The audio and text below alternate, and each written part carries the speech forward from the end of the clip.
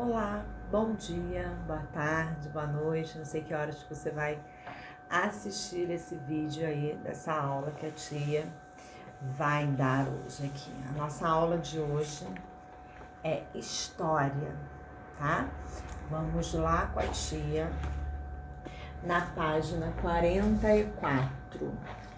Nós vamos falar dos primeiros nômades do Brasil. Vou colocar aqui, tá? Página 44.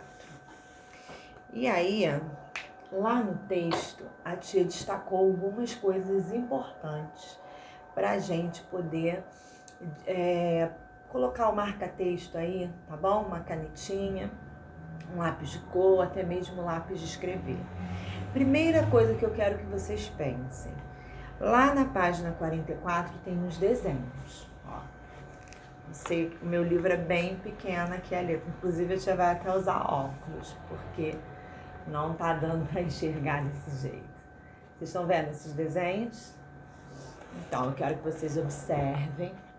E aí ele começa falando assim, os primeiros povos nômades do Brasil. Primeiro, o que são nômades? A gente já estudou bastante, né? E nômades são aqueles povos que não se fixavam em um determinado lugar. Lembra quando a gente estudou a grande descoberta da agricultura que possibilitou, né, se fixar em determinado lugar, né, em uma determinada terra? Então, nômade não se fixava. Uma hora eles estavam aqui, outra hora eles tinham que se mudar. E o texto diz assim: os primeiros povos de que se tem notícia no Brasil viviam num território cuja fauna e flora eram completamente diferentes das atuais. Isso porque o clima era diferente, era seco e frio, né? Então, primeiro marca já esse primeiro parágrafo aí lá em cima, as duas primeiras linhas, tá? E aí ele diz assim: por isso, a vegetação era predominantemente de campos, cerrados e caatingas. Nesse período, olha que interessante, havia mastodontes. Quem já ouviu falar dessa palavra? Mastodontes. Como é que eu posso dizer? Eu coloquei aqui para vocês alguns itens que nós vamos falar. O primeiro nós já falamos, né? Nômades, povos que não se fixavam num único local. E coloquei também pinturas rupestres, que a gente vai falar daqui a pouco. Mas eu coloquei aqui mastodontes, animais gigantes, que o texto traz pra gente. Imagine você, o texto está falando aqui que nesse período havia mastodontes. Quem já viu um tatu? Um tatuzinho bonitinho. Então, só que o texto está falando de um tatu do tamanho de um carro pequeno. Imagina agora na sua cabeça, um tatu gigante, muito grande, né? E um bicho preguiça gigante também, que possuía um tamanho de um elefante, aquele bichinho preguiça que fica pendurado na árvore, do tamanho de um elefante. E aí o texto coloca aqui, né?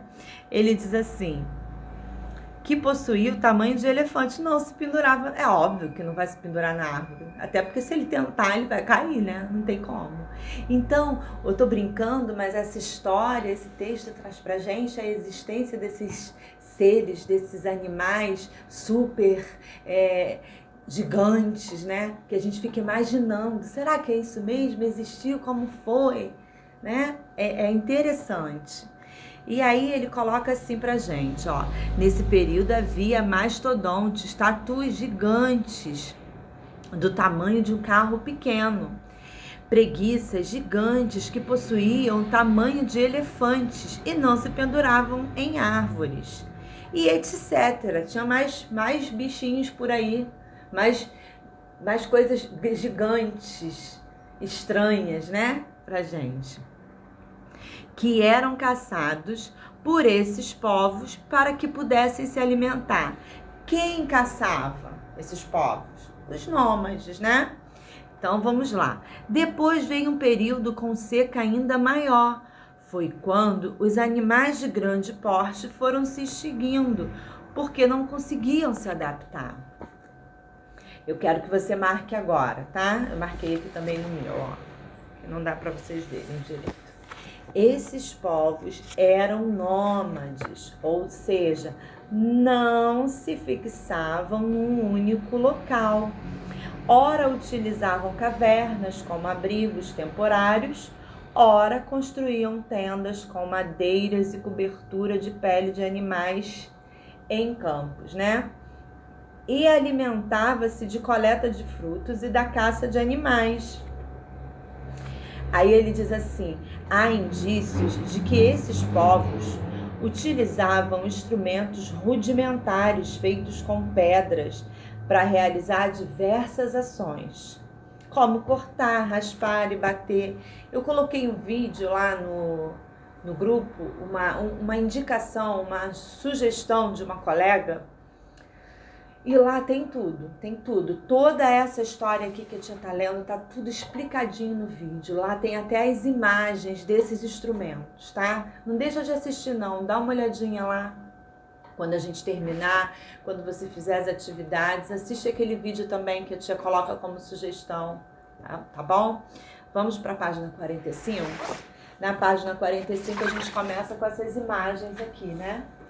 Essas duas imagens. E diz assim, ó: no Brasil, os vestígios mais antigos desses povos estão localizados nos sítios arqueológicos da Serra da Capivara, na região de São Raimundo Nonato, no Piauí. É possível encontrar em cavernas milhares de pinturas rupestres. Lembra que eu falei, ó? Pinturas rupestres, figuras desenhadas pelos homens das cavernas. Lembra que eu falei que a gente, quando vai ler um texto, a gente tem que ter um dicionário perto? Se surgir uma palavra que a gente não conhece, a gente tem que procurar. Então, é isso que a tia está fazendo aqui para vocês entenderem. Então, vamos lá.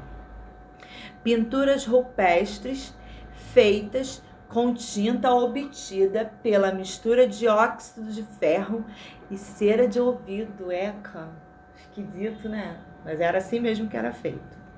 Acredita-se que essas pinturas rupestres tinham para esses povos um significado mágico. Por quê, né? Mágico e religioso, né?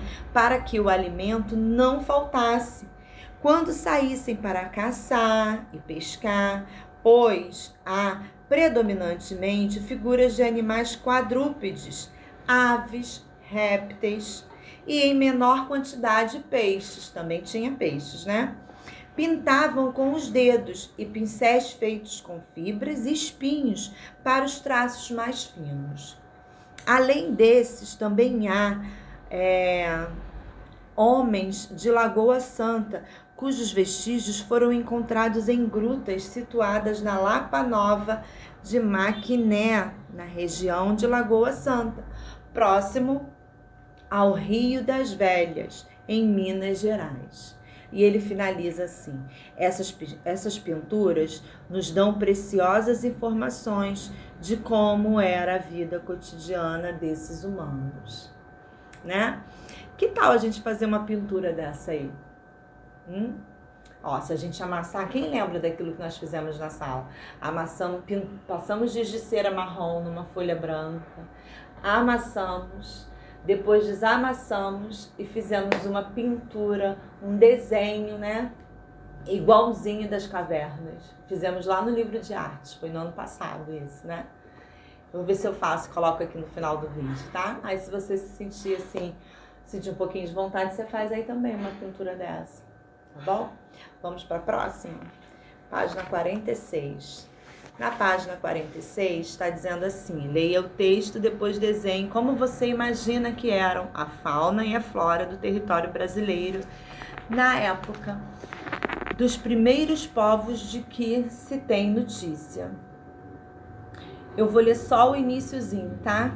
No Rio Grande do Sul, cientistas descobrem toca pré-histórica de preguiças gigantes. E tem aqui uma. sei se dá pra vocês verem. Se não der pra ver no meu, dá pra ver no seu. Pega aí e acompanha junto com a tia, tá? Se a tia tomar um golinho de água, de café, de alguma coisa. Vamos lá. Continuando. Vamos continuar a nossa conversa sobre história, que é bem interessante. A história tá uma delícia, né? Vamos lá então com esses seres gigantes. Diz assim, ó. Olhando as preguiças de hoje, pequenas e vagarosas, habitantes do alto das árvores, fica até difícil acreditar. Mas no passado existiram preguiças gigantes com até 3 metros de altura. Imagina a tia Andréia, imagina uma preguiça do tamanho da tia Andréia 2 vezes. 2 vezes, uma tia Andréia em cima da outra, assim, um bicho preguiça desse. Né, tia Andréia mede 1,68 m. Eu falo 1,70 m, mas é 1,68 m, mais ou menos. Imagina o tamanho dessa preguiça. Tu olhar pra ela assim, ia dar medo, né? Vamos continuar? E aí, eu quero que vocês continuem a leitura desse texto, tá? E depois nós vamos para a página 47. Aventura perigosa. Vamos lá. Explorar essa paleotoca não foi nada fácil. O que é paleotoca? Lá no vídeo está explicando para vocês. E agora aqui também vai ficar claro para vocês. Vamos lá. Antes mesmo de a aventura começar, os pesquisadores precisaram segurar a ansiedade para entrar na caverna, pois era preciso avaliar o risco de desabamento das casas próximas aos túneis, né? E aí, lá embaixo ele coloca assim, ó. Mas o risco valeu a pena. A descoberta mostrou aos pesquisadores que as preguiças gigantes provavelmente viviam em grupos. Era um monte, imagina. Já que teria sido impossível que apenas um animal cavasse túneis tão elaborados. Então, não precisa ir lá no Google pesquisar. Assiste o vídeo e depois faz essa atividade. Qual vídeo, tia? O vídeo que eu coloquei lá para vocês como sugestão. Que tem lá um monte de imagem interessante, tá? Aí depois você faz essa atividade aqui. E aí nós vamos para 48. Também tem. E tem um monte de pesquisa. E dessa vez, mamães, papais, vovós, não é culpa da tia André, tá no livro. É porque a pesquisa é tão importante para a aprendizagem de um ser humano, de um aluno, que você não tem noção. Eu já expliquei na sala que a gente pesquisa para tudo. Quando a gente cresce, a gente vai procurar um emprego, a gente pesquisa. Quando a gente vai namorar, vai casar, a gente pesquisa. Tudo na vida é pesquisar, tá? Vamos lá, página 48. Ele tá dando aqui um exercício, né? Tá dizendo assim na número 2.